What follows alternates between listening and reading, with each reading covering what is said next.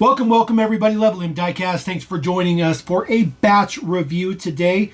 This is the 8th mix of the year. This is the H case. So mix number 8, H case for 2025. We're going to kick it off with this Porsche right here, 34 of 125 in red. This is, of course, our 911 Targa, looking very, very good. So this was a new casting last year. There are two versions of this casting. Basically with a top and without a top. That's pretty much how they do it. There is our 911 looking very, very good. The prints look pretty decent. A little bit of thicker black print on the front would be necessary, but this one's not too bad. Headlight prints look pretty good. There is your Porsche symbol. Black D10s on there I think look really, really good. Definitely digging that. And this is a black details in the back as well. It says Targa on the plate. And of course it says 911 Carrera 4, Porsche, and of course those third brake light hashtags right inside the engine cover. The entire roof section is plastic. They do swap this out for just a traditional windshield for the Cabrio. So it looks good though, it looks good. I think that's a good choice between the two. Allows them to bring both castings to the Mainline every year. So 1462 on that one. Not a new man number, but a very good addition. Definitely digging that one right there. All right, next one up in the mix, 24 of 125, our International Terraar ambulance, looking pretty good. Card art looks pretty good on that. This one does don a sort of newish reoccurring deco for the all the ranges, I guess you can say. This is their airport themed deco on there. So it says airport support vehicle on the back, paramedic, Matchbox City Airport, unit number 24, EMS on there, and then of course 1178 as well. Looking pretty good. I think 1178 is the actual man number. This is just unit number 24. Plastic body on this one, metal base, no interior. It's the way this model has always been. No prints on the back, unfortunately. There is the prints on the other side, a little bit of window detail there, but again, no interior on this particular casting. Base deets right there, nothing particularly fancy as per usual. 1176, of course, is the man number, which is right on the door. So it looks pretty good. Is that 1178? Say 1178. It says 1178. But I guess it is 1178. There we go. My apologies. If I get the glare to allow us to read it a little bit better, it'll be good. All right, next one up in the mix, number 30 of 125, the Ford Bronco, the full Bronco, the all-in Bronco. This one in a kind of a forest green. Card art looks good as well. Gold wheels on this one. The 6-spoke kind of cog style wheels. Pull this out of here. There is our Bronco looking pretty good. I think the green is a very, very nice color. Full prints on the front. It says Bronco. Mine's a little bit messed up in the R, but the headlight prints look really, really good. The grille print looks good besides the R. And then, of course, the details in the back. You do have your Bronco on the right-hand side, which is not a great tempo. That's just going to be quality of prints. I just happen to get not a good one. And then your Ford symbol on the left side, which the Ford symbol actually looks really good on this one. So a little bit of a yin and yang going on there. But not a new casting again. This one's been out for a little bit. But a good addition. Definitely a good addition. We'll put that guy up there. I do like the green. I think the green's a nice mix. All right, next one up, number 19 of 125. Another Porsche. We got two Porsches in the mix. Porsche Cayenne Turbo. The card art looks really good. Deep purple, but not too deep. And black 5 spokes. The model itself is really deep purple with silver 5 spokes, which I really wish this would have had black wheels. I think the black wheels would have looked tremendously better, just in my opinion. But the Cayenne is pretty nice. This one has a 0 tint window. I definitely don't like that. I don't like the fact that there's no tint. It just doesn't look right. It's almost like this model was not quite ready to go. The headlight prints is pretty average. It looks okay. The quality is good, but the design's a little bit weird. Then of course your Porsche symbol right there on the hood. The purple is nice, but it's just too dark. It needs to be just a little bit brighter, kind of match the card art a little bit better. 5 spokes on there do look pretty good. And then, of course, the details on the back. It says Porsche Cayenne Turbo. Print looks pretty good, very legible. But other than that, just a pretty straightforward version. I'm really not digging the non-tinted window. I think they should have put at least a little tint in there. Doesn't have to be blacked out tint, but just a little bit. All right, 26 of 125, a Mercedes. And for whatever reason, Mercedes never gets their logo up there. The SL63, this is the third version we're seeing of this one. Still sports, of course, those really nice lace wheels, which by this time seems like they were almost made for this model. Actually, they were pretty much made for all of Mercedes-Benz for the most part. All Mercedes look good with that wheel. That wheel is very, very nice. There is a little bit of a silver chromish ring to it. Not full chrome, but not fully silver. Very interesting, right in the middle, kind of finish to that. Prints in the front look good. The grille is very nice. Mercedes-Benz logo looks good. Headlights look good. And then, of course, details in the back. It says AMG on the plate. SL63 on the right-hand side. And then AMG on the other side. Looks good. The taillight prints are actually really, really good on this particular one. Details on the interior. The interior is not all that great. But at least it has a steering wheel that looks like a steering wheel. And then just a really nice copper color. Copper color looks good. Base deets. 1343 is the man number for the SL63. Now we do have another one that's similar color. 2022 Renault Twizzy, a model that's not popular here in the US for obvious reasons. 33 of 125. I don't believe this model will ever be popular, although this is like the 4th version we're getting of the Renault Twizzy. The color looks pretty good. It's actually very, very close to the Mercedes. It's not exact, but it's very, very close. It says Twizzy in the back with the Renault logo. A very interesting large taillight in the back. Very, very interesting car. It's a single-seater. And then there is the deets in the front. Print quality and all that good stuff, it's fine. But the model itself just leaves a lot to be desired. This one gets a really nice tinted window. But you can see those oranges are very, very close. The Mercedes is definitely lighter, but the oranges are very, very close.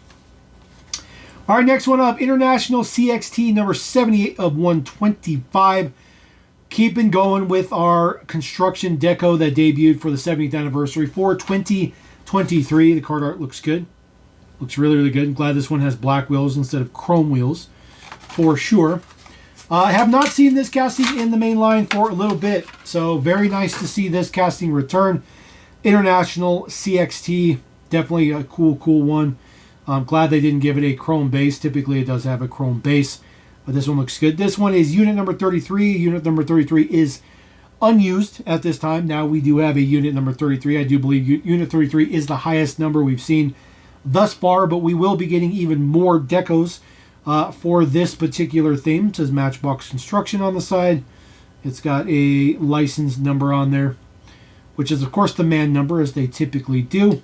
These are micro heralded designs, so they all are very cohesive, which is good. Same design on the wheels that all of the 70th anniversary construction ones had. Black wheels with some yellow print. This model has no bed or anything in it, but I really like this casting. Tow hook on the back as well, so adding more stuff to tow stuff. There is your base deets. MB986 is your man number. 2005 Matchbox. Really, really cool. Digging that one. Really happy they brought that back to the main line. Really, really stoked. All right, number 9 of 125. Officially licensed product. It says, yep, there is our Toyota 4Runner. This is in, of course, solid white with black wheels, which is exactly the same way that the Hot Wheels one debuted when it was a new casting in premium. This is the fourth deco, because this was also a super this year. So 3 regular decos now for this casting, one super chase. There is the prints in the front. I think the prints look pretty good. Nice, even, straight. Quality is pretty good. Toyota symbol looks good. Black wheels on the side, nothing particularly fancy. This one does have a little bit of a tint to the windows too, which is good. Taillight prints on the back is very flat. The taillights are very three-dimensional on this era of 4Runner. So it's a little bit of a bummer to see super flat print on the back, but there's really no other way they could have done that. And then it does say 4Runner right there. Ooh, come on. There we go. Sorry about that.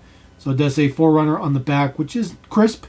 And then, of course, it has a gray interior, so that's why you see a little bit of gray bumper work on the front and gray bumper work on the back. And, of course, there is your base deeds. 1302 is the man number for Toyota 4Runner, which is, of course, a relatively small casting, which is unfortunate. All right, the only full-on generic in the mix, 97 of 125. Of course, you know, nothing up here. This is your MBX Garbage Scout. So, nice to see this casting back. I think the idea behind this casting is good. I like the outside the box kind of thinking that this casting kind of brought when it was new. I have the same qualm with this casting as I did when it was brand new, and is that this front-loading garbage dump bin that's a part of this does not work with the real working rig front-end loader dump truck, or I'm sorry, the garbage truck. They don't work together, and the production was not too far off between them. They could have retooled this at this point to match the real working rig, but unfortunately they didn't. This is the garbage bin right here. It's nothing particularly fancy. It does have rails on the slide for a fork, but it's not sized correctly. It's actually too big to work on the real working rigs. And then, of course, you see that little notch right there is designed, of course, to slot into the back there so that it stays and doesn't fall off. It's pretty secure. This is, of course, modeled after a real-life type of vehicle that transports trash bins around. So if you're a new customer, they'll come drop you off one. Or if you want to quit paying your bill, they'll come repo the trash bin from you and take it back. Details on the side says West Coast, some type of trash work. Recycling is responsibility, it says, number 1217.